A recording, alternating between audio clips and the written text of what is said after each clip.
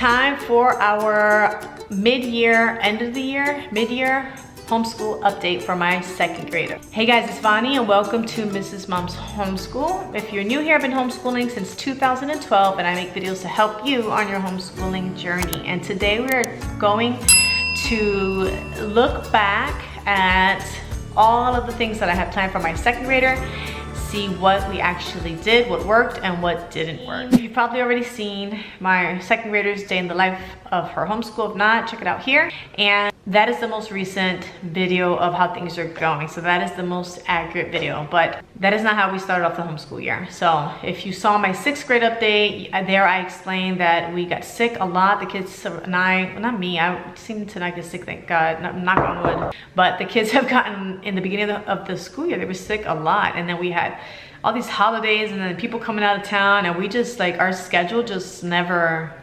came together. Like we never got into a rhythm until after like January or February, no, like January, probably January. We started, I felt like we started the homeschool year in January, to be real. So what worked and what didn't work? So for language arts, we were going to use the Good and the Beautiful Language Arts Level 2. And yes, we did stick to that. But about 2 weeks ago, I tested my second grader. She's 7, so I tested my 7-year-old in the Good and the Beautiful Language Arts, and she tested into level 3, which we are using the older version. So level 3 is actually regular 3rd grade, advanced 3rd grade, regular 4th grade, because we're using the older version. So I don't want to skip her there just yet because we have a lot of spelling to still work on.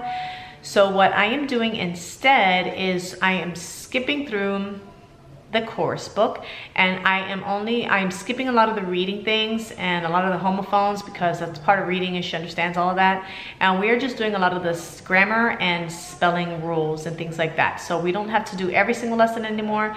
We're doing a lot of them because a lot of them are grammar and spelling, but we're sticking to those. And she's still doing from the reader whenever she has to do in her shared reader or her regular reader.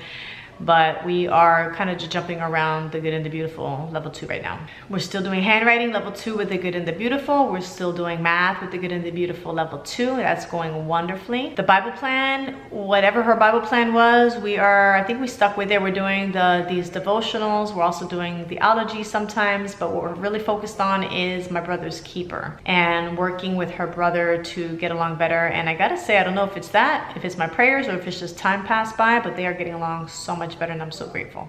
We started doing the Peaceful Press history and she loved all the little activities. We really enjoyed the Little House on the Prairie.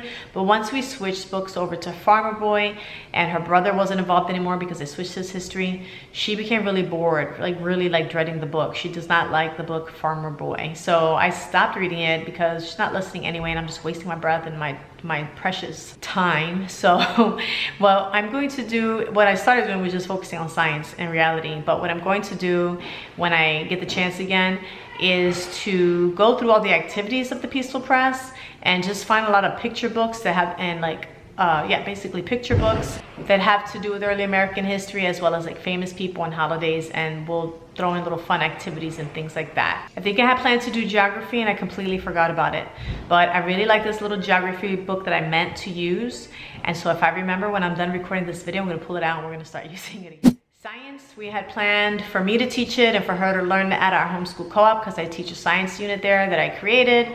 And yes, we're still doing that. If you want to know more about that, check out the video of what I initially had planned for her.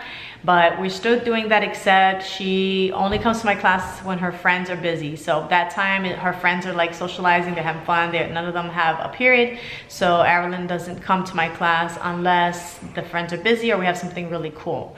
So what I've been doing is teaching her the science lesson the day before our homeschool co-op and giving her that time to learn it, and then it gives me a chance to kind of practice what I'm teaching to see if I need to change anything. We were supposed to do Homeschool Spanish Book 2 and we just started that this week. And then we had planned to do these art cards and we did in the beginning, and then the holidays came and I don't even know where they are right now. Other than that, I think she's been doing pretty good. I think because she was ahead from last year, it was the lapse that we had in time for school from being sick and the holidays and all that didn't really affect her much because she was already ahead. So things have been working out great for my second grader. Once again, if you want to see a full day in the life of her homeschooling, it's right here.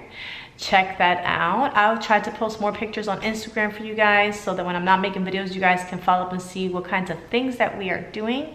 I want to thank you guys so much for watching, and I will see you in the next video.